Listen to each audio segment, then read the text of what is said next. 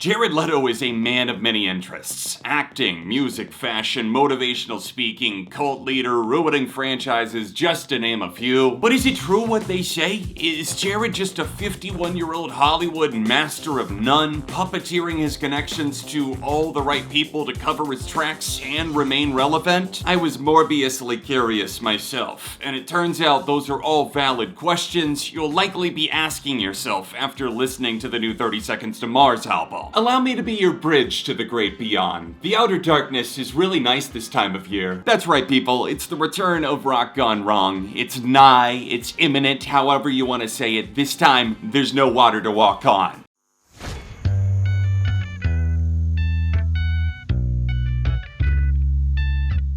Hey neighbor, what if I told you I just harvested a fresh batch of lemons, because when life hands me those suckers, I make fresh lemonade. Jared Leto had a slightly different approach for his popsicle stand. You hand him literally anything in your GarageBand drafts folder from a decade ago, he'll take it, digitally insert his voice while half asleep, and call it a song. I'm not pulling any punches. Welcome to the funeral roast of 30 Seconds to Mars. The band you once knew is now a rotting corpse even Maroon 5 would find insulting, so strap in for rotten beats, auto-tune galore, and a pair of brothers who, I guess, forgot what an instrument was in pursuit of the fountain of youth? I could tell an AI program to write a 30 Seconds to Mars song and it would do a better result than this. We were blessed with 5 years of silence after the atrocious album America failed to execute on its paper-thin concept, but our luck ran out as the Letos unveiled the lead single Stuck in May. I'm not sure what I expected, but it wasn't a wimpy, faux anthemic torture chamber featuring Jared doing whatever the fuck this is.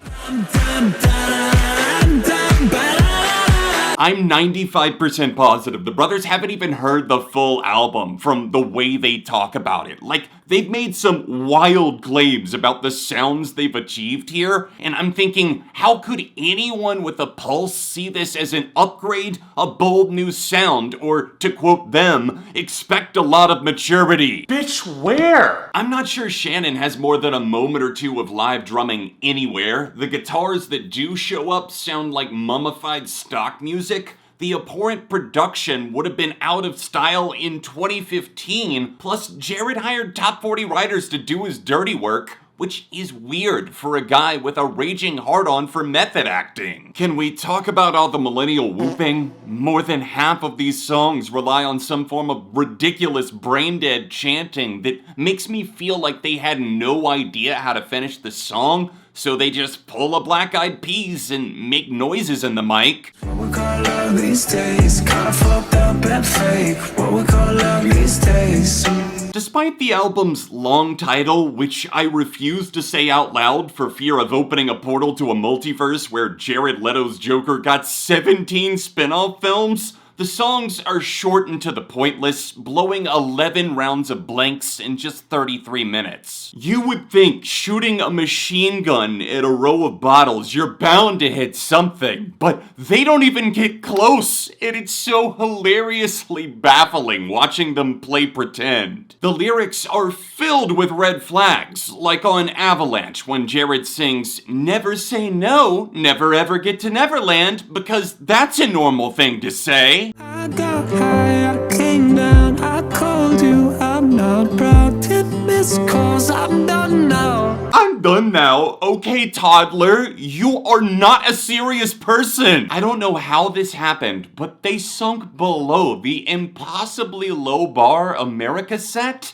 Like, the tiniest little bunny hop would have put them over, but instead the sidewalk caves in and now we're underground with cave troll Jared, who can't stop smiling and telling you about all his Easter eggs he hid. Final day out here at Camp Mars, another beautiful day in paradise. I, of course, Jared Leto, slipping into role as Hagrid in the upcoming Harry Potter reboot. It's time for our annual Easter egg hunt. So you're pretty good at hiding Easter eggs? Calypso, what did I tell you about talking when I am talking? Everyone at Camp Mars knows that I am the #1. Would you fucking stay?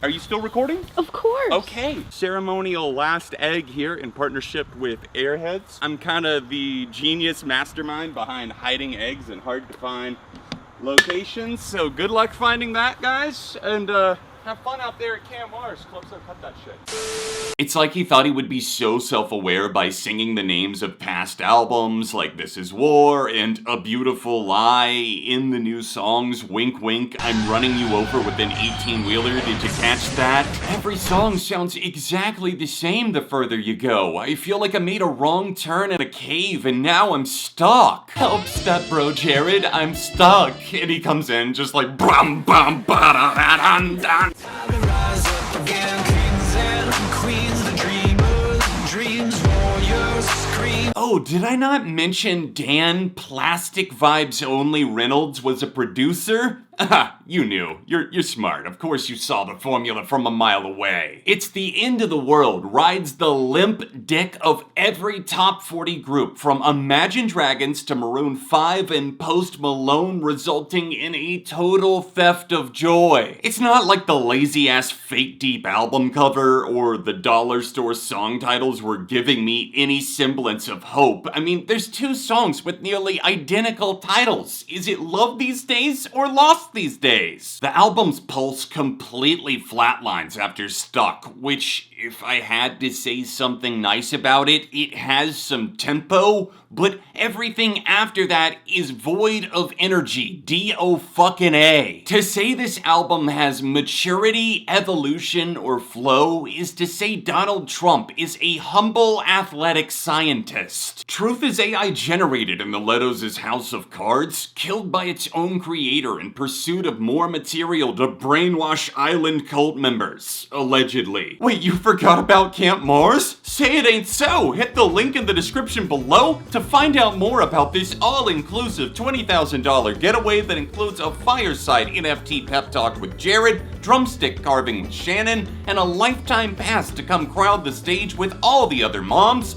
distracting from the fact that no one's even in this band anymore. Well, that's not entirely true. Jared's still around. Never not love you.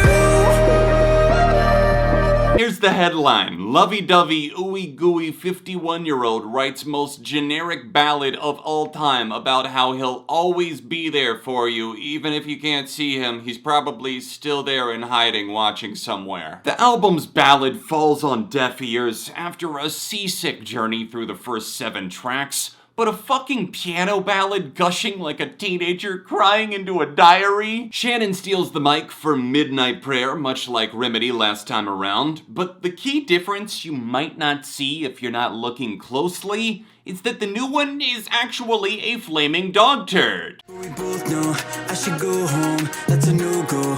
I'm a no-show. Both of them kept rambling on about the rebirth of the band. We were so inspired by 70s and 80s synth music, which I feel is insulting because what the hell were they tripping on that that's what they think they made? Because it's gotta be something stronger than whatever caused Jared Leto to miss the first month of COVID in the desert. You know I take everything too far.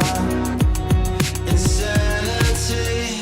Midnight Prayer does sound like the 80s, so I finally kinda saw what they were talking about, and I would have been on board had the song even remotely attempted to sound alive. They remind me of the movie The Cloverfield Paradox. It was shoehorned into a franchise where mainly the original movie was acclaimed. The Cloverfield Paradox was never intended to have anything to do with Cloverfield. But J.J. Abrams told the studio to snatch up the unrelated sci-fi film, they gave them cash for reshoots, and called it a Cloverfield movie to avoid doing the work of developing something from scratch. America was their Cloverfield Paradox, so imagine the next horrible sequel. That's the new 30 Seconds to Mars album. A scum of the earth, nameless, faceless, soul-sucking parasite with no function other than to self-destruct. For the first time in years, an album has stunned me by how gleefully out of touch and beyond repair it is. Half a dozen listens and I swear it gets worse each time because it becomes more evident just how void of creative expression the record is. When they cook, you get a jar of sanitized piss water at best, but when I cook, you get my first goose egg in years, so Hey Jared, look right over there. It's a goose egg on this beautiful day. It's safe to say my worst albums list now has a major contender for the top spot, but remember, these are just my opinions. Regardless of where you land with this record, don't take my opinion as the gospel. I'm anxious to hear your thoughts on End of the World in the comments, and while you're down there, spike that like button, subscribe, and maybe become a channel member to help support the content by tapping join below.